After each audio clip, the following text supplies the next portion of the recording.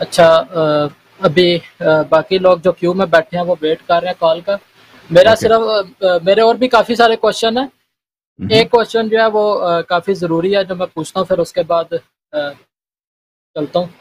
اچھا، نکاح مطاع کے بارے میں آپ کیا کہتے ہیں؟ کیونکہ اس کے اوپر نا ٹی وی پہ بھی ایک بحث ہوئی تھی پچھلے دنوں، لیکن وہ کافی جو ہے نا زور پکڑ گئی تھی وہ بحث، تو جس کی وجہ سے کچھ سمجھ میں نہیں آیا. آپ اس کے بارے میں بتائیں، کیونکہ میرے تک جہاں تک جو بات دوستوں نے پہنچائی وہ یہ کہتے ہیں کہ اس کو بعد میں منع فرما دیا تھا. دیکھیں دیکھیں میں آپ کو بتاتا ہوں کس نے منع کیا تھا. کتاب صحیح مسلم ہے، یہ مسلم ابن حجاج قشیری نیشابوری کی کتاب صحیح مسلم، چاپ دار الفکر، یہاں پر کتاب النکاح، باب نکاح المتعہ. عبداللہ کہتے ہیں کننا نغزو، عبداللہ ابن مسعود فرماتے ہیں کننا نغزو مع رسول اللہ صلی اللہ علیہ وآلہ، ہم رسول پاک صلی اللہ علیہ وسلم کے ساتھ جاتے تھے جہاد کے لیے. لیس لنا نساء، ہمارے پاس عورتیں نہیں ہوتی تھی. فقلنا الا نستخسی، ہم نے ان کو کہہ دیا کہ ہم کیسٹریٹ کرتے ہیں اپنے آپ کو، خسی کرتے ہیں.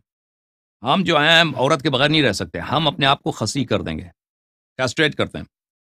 تو فنہانا عن ذلك، انہوں نے اس سے منع کیا. ثم رخص لنا ان ننكح المرأة بالثوب الى اجل، تو رسول اللہ صلی اللہ علیہ وآلہ وسلم نے ہمیں اجازت دی کہ ہم کسی عورت کے ساتھ کوئی کپڑا دے کر کپڑے کے بدلے اس کے ساتھ نکاح کریں الى اجل، ایک مدت تک، ایک دن 2 دن کے لیے نکاح ہو، اس کے بعد اس کو طلاق کی ضرورت نہیں ہے.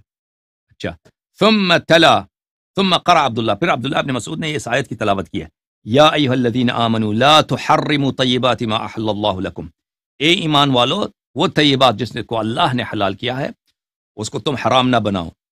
تو عبداللہ ابن مسعود نے کیا فرمایا؟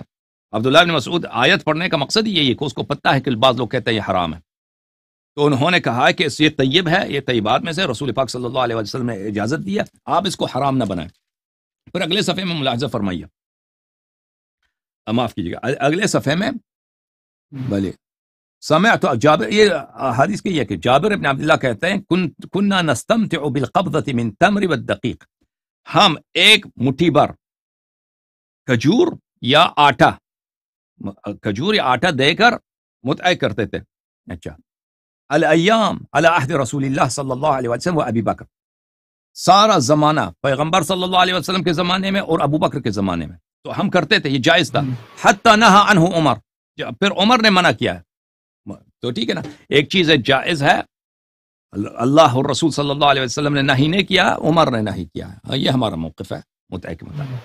بہت مہربانی میرے بھائی، خدا آپ کو عزت دے. Thank you sir. ٹھیک ہے جی، اللہ حافظ. تھینک یو میرے بھائی.